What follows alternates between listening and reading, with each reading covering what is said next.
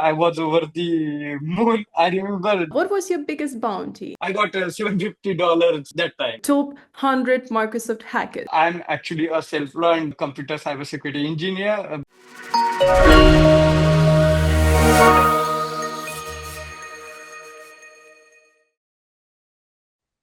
Welcome back to We Sport Perspectives. Today, we're joined by an exceptional cybersecurity professional hailing from Maharashtra, India, Mr. Adesh Kolte. With over 7 years of dedicated experience in the cybersecurity field, Adesh has played a pivotal role in safeguarding the digital assets of more than 100 products, ranging from traditional web and mobile application to SIG clients, and now extending into the cutting-edge world of Web3 security. Throughout his career, Adesh has helped prominent names like Microsoft, Google, Apple, and PayPal strengthen their cybersecurity posture. His outstanding contribution led Microsoft to recognize him in 2018 as one of their top 100 most respected hackers.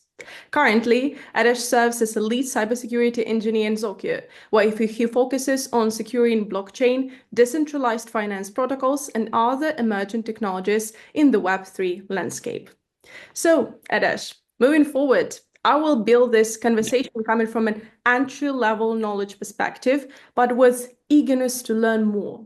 I think in this way we'll be able to, shed light on many important topics which will help young and passionate people looking to join the industry and clear many intricacies for professionals. So let's start. Let's start from the very Yeah, beginning. Quite simple question. yes. How did your journey begin? Did you dive straight into hacking or did you come to it after trying some other path? Yeah, so to be honest, I didn't start off with the hacking right from day one. When I was younger, I was simply fascinated by how computers work. Initially, I started with the basic programming, and I got into networking concepts, understanding how data travels from one computer to another computer. And eventually, I got curious about the other side of how hackers break system and other defenders protect them. For example, I remember reading an article about SQL injection attack, which is found in one of the popular e-commerce site, and wondering how these exploits worked under the hood. And that curiosity pushed me towards security over a time. I picked up a small project and joined online communities, participated in a city of competitions, and it wasn't a sudden jump actually. It was more of a gradual shift, and starting from being a curious programmer to someone who wanted to know every flaw in a system. So Mhm. that's how it started. Yeah. All right. And what was the entry point where you actually realized that, yes, here's my door into it? I know for many it was hack the box. Was it the same for you? Yeah, for me, the turning point was playing around on the platform like Hack the Box and participating in a smaller community-driven challenges. Before Hack the Box, I played challenges of CTFs in a small communities like find the SQL injection vulnerability, bypass the mitigations, and bypass the firewall rules for exploiting SQL injection. I remember the day I finally solved the tricky machine from the Hack the Box. It took almost 2 weeks of trying, and that moment of finally gaining root access was a huge confidence booster for me. After that, I knew I could handle more advanced challenges, and later on, Hack the Box helped me to level up further. But it was those initial free resources and practice labs that opened the door for me, the entry point for me, actually. Yeah. And from those times till this moment, how long did it take you to master ethical hacking? Can you estimate?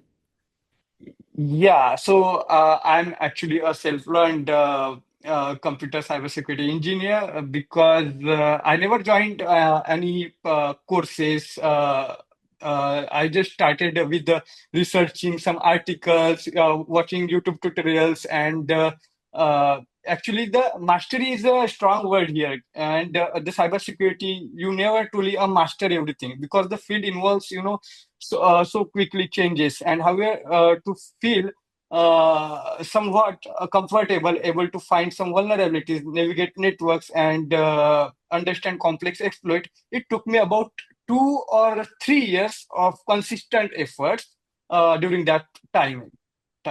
Also, I was doing some work on the practical labs like OWASP, Juice Shop, DVWA, that's a damn vulnerable web application. I learned about web-based attack. Each step improved my confidence, but even now I keep learning daily actually because security is journey and you can't master it in a few years. Yeah, true. But that Yeah, yeah. consistency did result in something. So, top 100 Microsoft hackers. How did you get there? And how did you feel once achieved? Okay, to earn a spot in a top 100, I reported a series of valid bugs in a Microsoft's product. Some were small issues like subdomain takeover, while others involved more critical bugs like bypassing certain authentication steps. Each report required patience, research, and often plenty of failed attempts before I found something worthwhile. Mm. And when I finally got that acknowledgement, it felt fantastic. And it was as if all the late nights and the failed recon attempts and the detailed testing session had paid off. And it was a proud moment for me. Yeah, for sure. Yeah, And after that yeah, yeah. nomination, have you gotten any invitations from various federal agencies in India or in the US? Yeah, I received invitation from India actually, and I did some projects for a government as a contractor, which is not directly as an employee. I Mhm. performed some forensic work and some VAPT and penetration testing work for a government projects. All right. So with that Yeah. experience, I have to ask you, what advice can you give people who are watching us all around the world and don't have the financial opportunity to pursue any computer science or cybersecurity degree? Yeah, remember, we pretend I'm at level zero. What should I do? What books to read? What to watch? Yeah, if you are starting from zero and have no budget, don't worry. Today, there is so much free content available online. The resources are available online. Begin with basic, understand how network work, what HTTP requests look like, and how web apps process user input. And you can read a free resources like the OWASP top 10 to get rid of common web application vulnerabilities. For videos, you can watch the Live Overflow or Namesake on YouTube. These are very popular channels from cybersecurity space or for a bug bounty, for learning a bug bounty and security stuff. So, and for reading, if you can manage a copy of the Web Application Hackers Handbook, then it's a gold mine. And also you can practice by setting a small labs like I already said about DVWA and the OR juice shop. It is really a great way to practice hands-on for a newbie or for the entry level person. All right, quite a generous list of Yeah, different open resources. Thank you. And what yeah. about people? Is there anyone in particular from the industry who inspired you? Yeah, actually, from InfoSec, everyone inspired me who reports creative vulnerabilities in a bug bounty program, who writes a write-up, and it will add more value in a InfoSec community. So everyone from the InfoSec community inspired me. And yeah, actually, but yeah, some people who reports vulnerabilities in a giant companies like Google, Microsoft, and they found like something like getting a root access or getting a remote code execution vulnerability in a giant level company. It's really fascinating for me and inspiring for me. So everyone from the InfoSec community inspired me who finds a new approach to exploit the vulnerabilities. Mhm. At the same time, in this field, it's quite rare to have some mentors.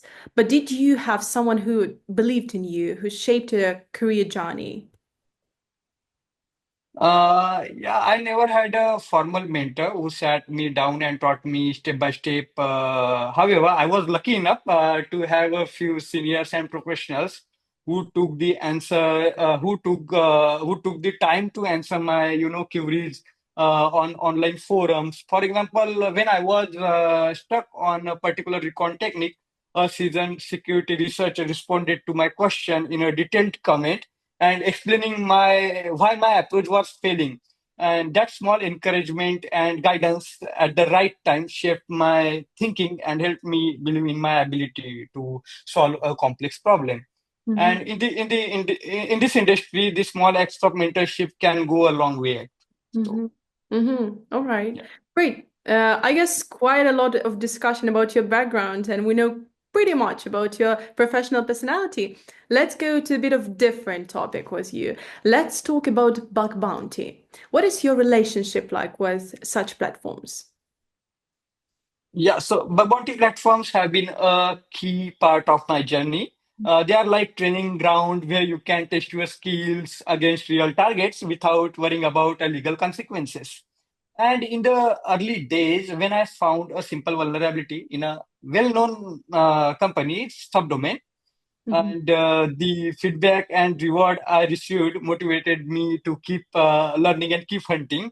And this platform also help you understand the standard of reporting bugs and proper documentation and how to handle a disclosure ethically. They have some policies about responsible disclosure, and I remember a time when I found SQL injection on a startup login form, submitting that report, and through that report, I got a small reward, but also taught me how to communicate issue clearly to the dev team. Also, I remember that my first bounty is from AT&T, and I got $750 that time. Mhm. All right. And Yeah. remember, we're pretending that I'm at entry level, but I followed your advice, did some self-studying, and now I have some skills. Is bug bounty the best way to advance skills and gain merit? What do you think? Bug bounties are definitely a good avenue because you are testing live system and getting direct feedback from security teams. Mm-hmm. But they are not only path. If bounty hunting feels too crowded or challenging, you could try playing capture the flag contest, that is CTF, volunteering for open source security projects, or even doing internship in small companies or startups. For example, working with an open source project code base can teach you to spot logic flaw and patch them similarly. And Mm-hmm. CTF challenges often focus on novel exploits and techniques that might not show up typical bug bounty targets, but each path help you in growth in its own way. Mm-hmm. And among Yeah. all the bug bounty platforms, what are the ones you would say are the best? Yeah, HackerOne and Bugcrowd are well known and have a wide variety of programs Mm-hmm. and from startup to tech giants. Mm-hmm. So they give you exposure to different tech stack. But if you want to report vulnerabilities in a blockchain security or in a blockchain bug bounty programs like smart contracts, so you can go for Unify and other Web3. Hack and Proof also one of the Web3 bug bounty platform. So Mm-hmm. HackerOne and Bugcrowd are, they are for both Web2 and Web3, but Immunify is particularly for the Web3 bug bounty. Mm-hmm. All right, noted. Yeah. And let's take now a bit of financial issue. Should one rely on bug bounties the main source of their income? And is it possible to sustain a living on bounties? I would advise some top bug bounty hunters do make living from bounties, but it is very unpredictable. One month you might find few good bugs and earn well, but next month you might get nothing. It's better to see bug bounty as a supplementary income or way to build your skill set and reputation. For example, use your bounty success stories to land a proper cybersecurity job whether as a security analyst or a penetration tester in a company. But a stable salary combined with the occasional bounty wins in generally more reliable. Mhm. All right. And now Yeah. I have to ask you still about another issue. So, what's your experience with bounties? Do you find that some platforms purposely reduce severity levels to avoid pain? Yeah, it happens a lot actually.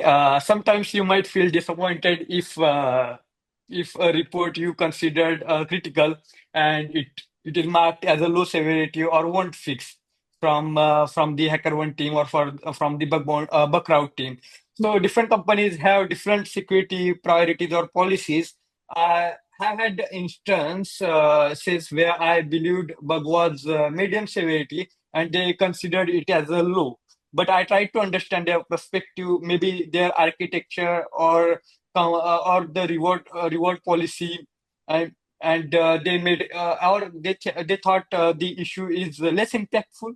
And if you face a series of informative or no reward, no reward or won't fix tags, then don't lose your confidence. Use this result as a learning opportunity. Try new targets, refine your methodology, and maybe switch platform if you are getting consistently consistently the informative and NA reports and feel if you feel uh, underappreciated. So persistence is the key here, and sometimes moving on from a tough platform to a more researchers friendly one can help. All right. So, no giving up in Yeah, that case. yeah, Yeah, for yeah. sure. Let's talk now a bit of standardizing how vulnerabilities are assessed. How do you like the background's vulnerability rating taxonomy? Have you ever used it as the vulnerability severity metric? Yeah. So the background taxonomy is a good starting point. It offers a reference that helps both researchers and companies align on severity. Mhm. I have referred to it when writing reports to justify why I consider something high or medium severity. A standardized metric helps to reduce the confusion and disputes.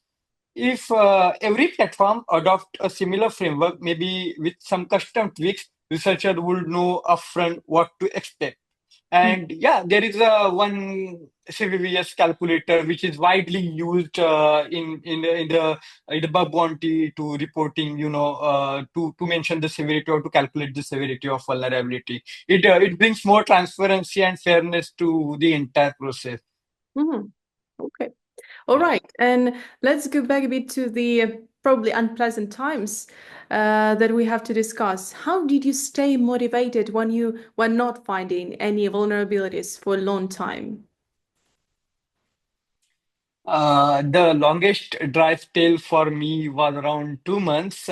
It felt frustrating, and because I was testing target without any significant findings. To stay motivated, I shifted gears. Instead of hammering on the same target, I tried learning a new exploit technique or reading write-ups of successful hunters or reading some new scenarios of exploiting vulnerabilities. For example, I would watch a video where someone explained how they changed low severity vulnerability to higher severity vulnerability. And this inspired me to look at my target differently. I also invested time in building better recon script or understanding a new programming language eventually. And this effort paid off when I discovered a new vulnerability type.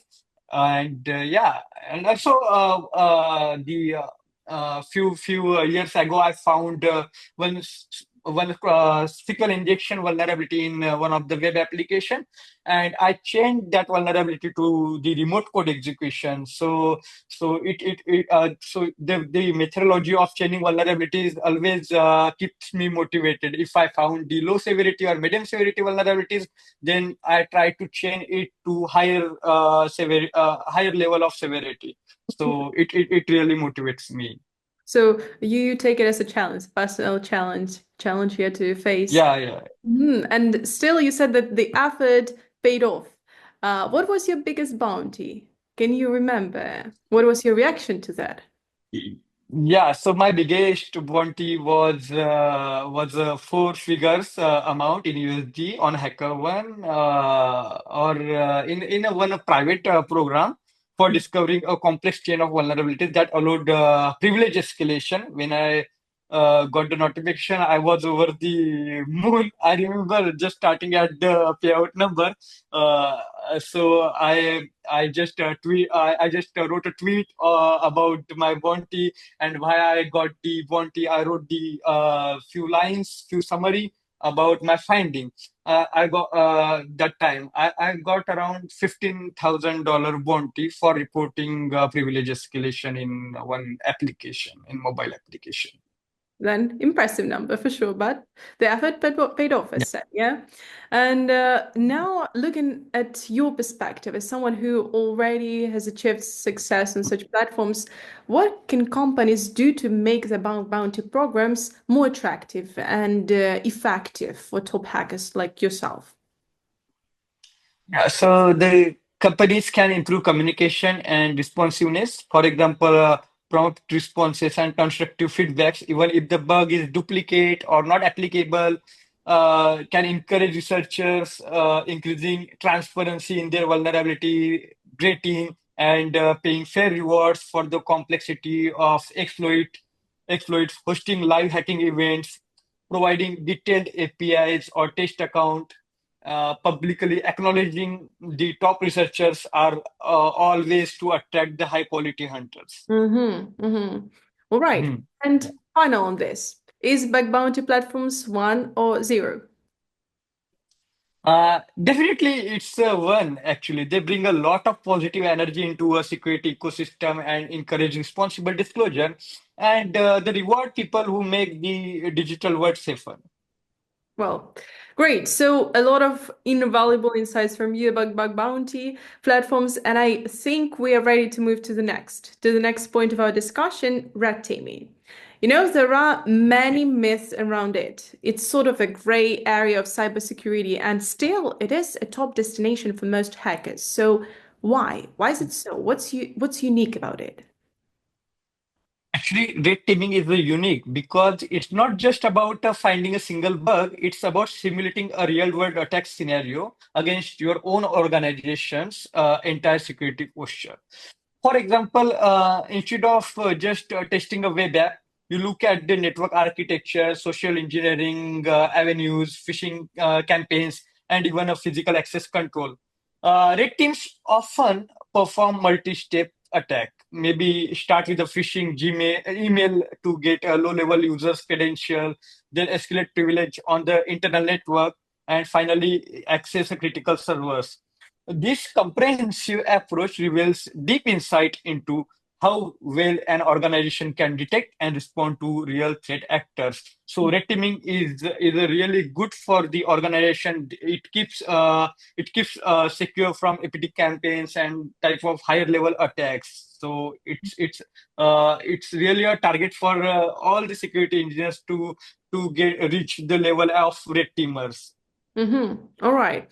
But still Yeah. another issue related to it. Some people argue that red teaming has its roots in intelligence operations, and they say that's a tool to collect sensitive data, especially since actually companies could technically rely on their in-house blue teams for security checks. What is Yeah. your take on this? What does red teaming Yeah. bring that blue teams alone cannot provide?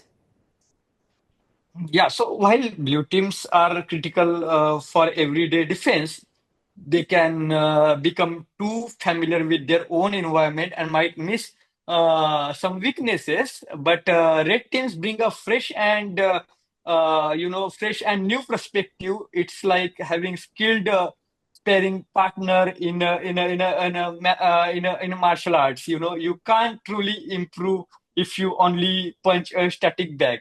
So, for example, a blue team might assume no one can bypass their firewall rules, while a red teamer tries a novel tunneling technique learned from a real-world attack reports, proving otherwise. This external viewpoint ensures that defenses are tested truly in ways the internal team might never imagine. So that's the That's the original reason behind the blue team and red team operations. Mm-hmm, mm-hmm. And speaking of your own experience of red teaming, what is your favorite type of service or industry or organization to hack on? Do you prefer some platforms with dozens of different roles, or do you like one, two roles with a lot of functionalities, like file uploads, creating different environments, and placing your products?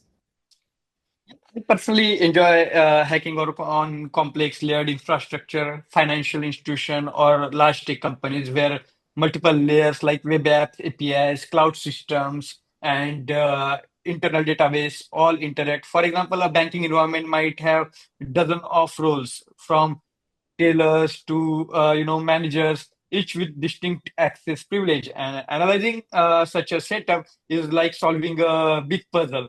So this complexity forces me to get creative and think about chaining smaller flaws together.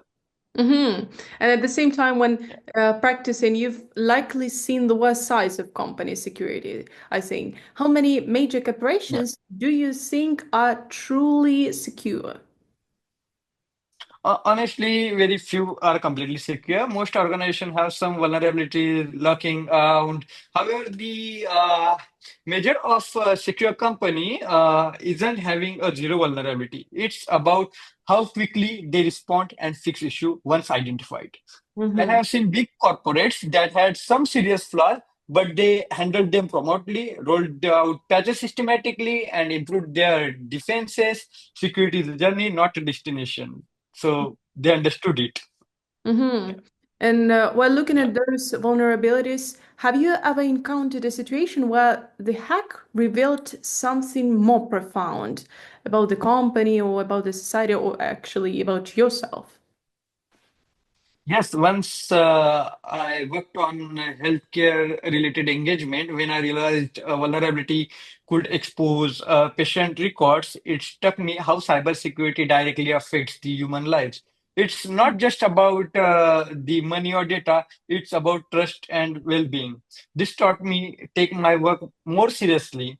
As an attacker, and ethically speaking here, I wasn't just bypassing code, I was potentially affecting someone's medical privacy.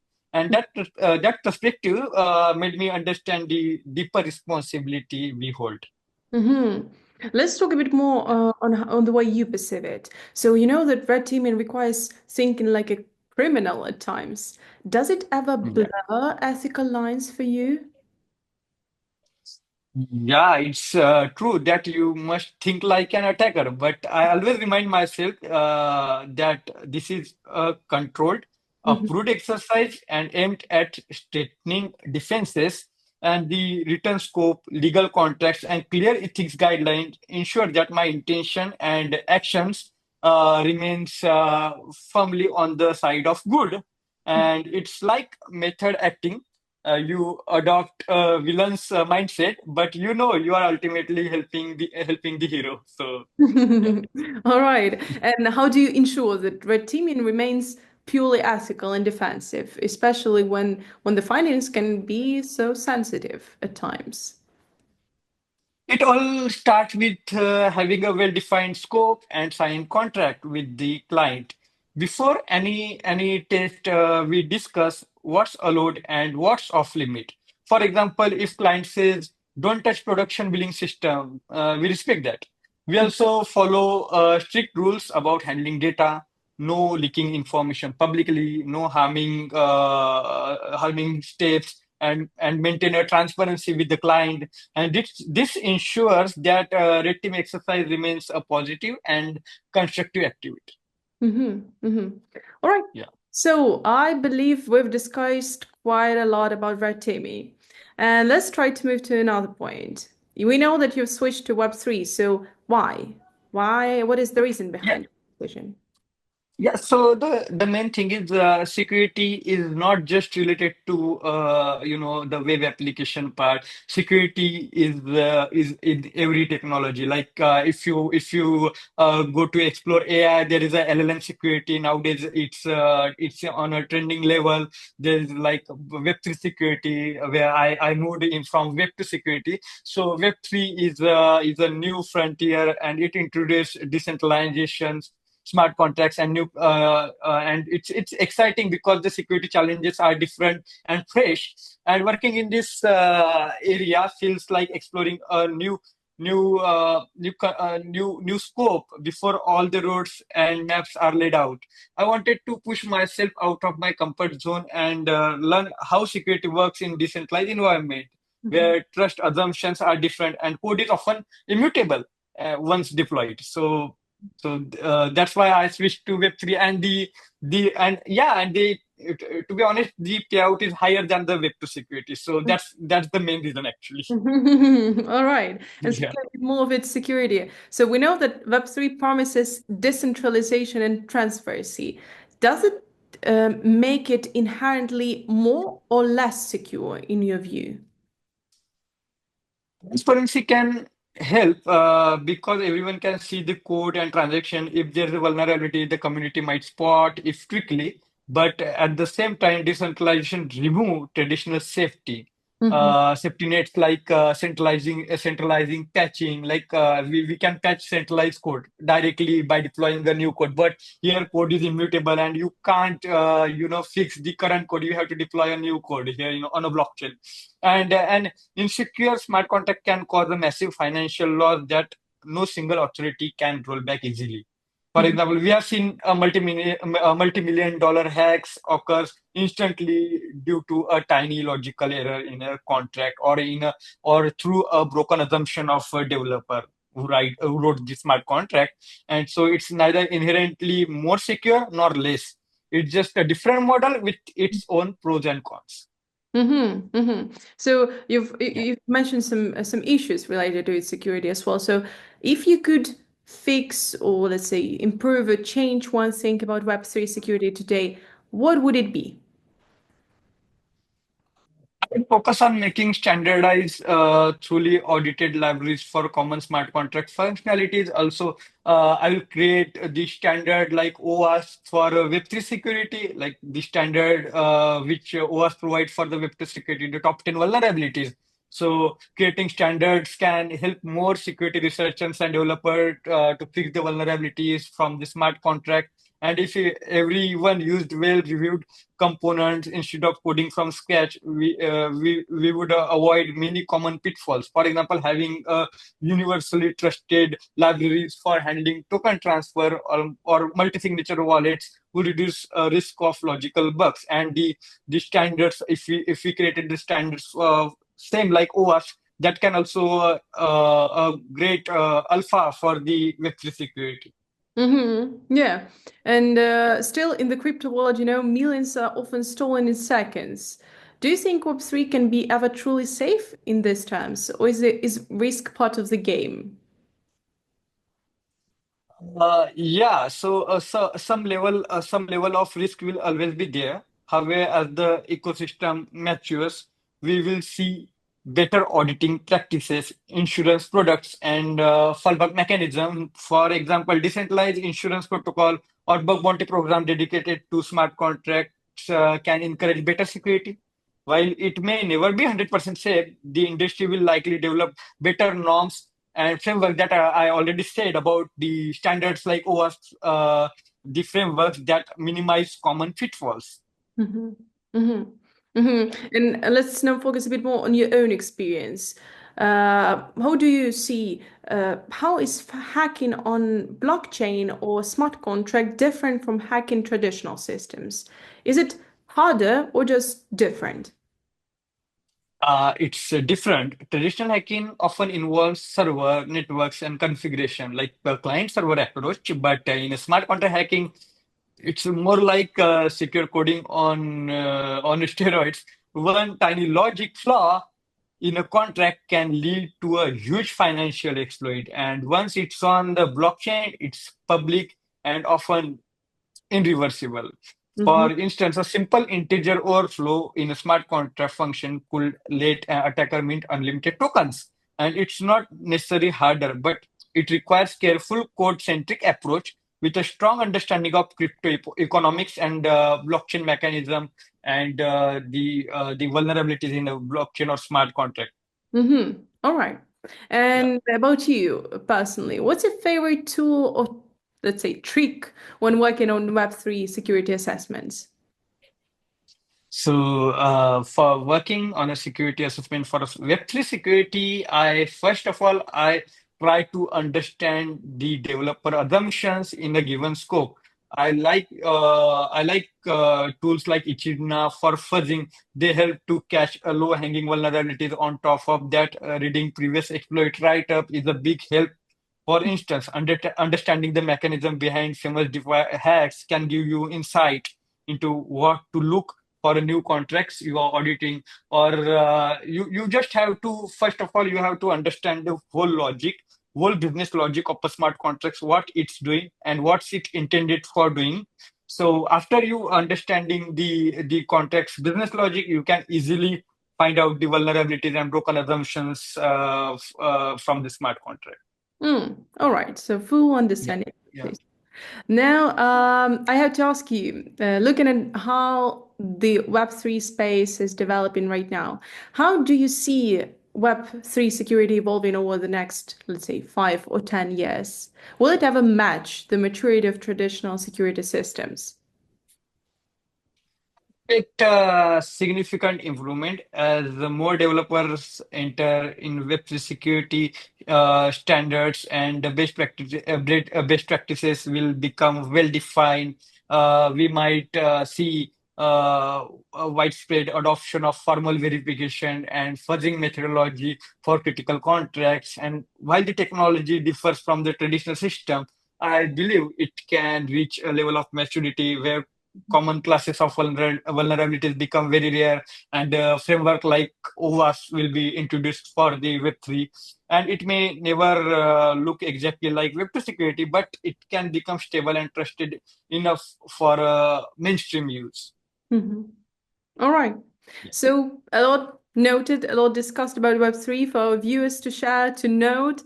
Now I'd like to finish with you with a final question. Looking at your own journey from red teaming to Web3 and beyond, in your career, what are you most proud of? Yeah, so I'm most proud of the positive impact of my work has had. For instance, reporting a critical bugs that protected millions of users' personal information, or helping startup to fix a flaw before it went live, protected their reputations, and gives me immense satisfaction. I found multiple vulnerabilities, ICVs, common vulnerability exposures, and I reported them ethically to the companies. And I really proud that are really I'm proud of that things actually.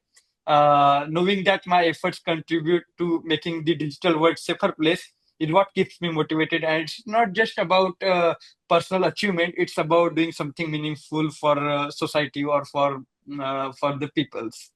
All right. So I believe in future you'll have even more cases to be proud of. So that's for sure.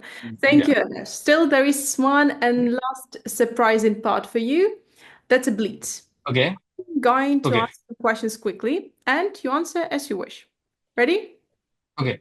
Yeah. Let's hunt alone or collaborate.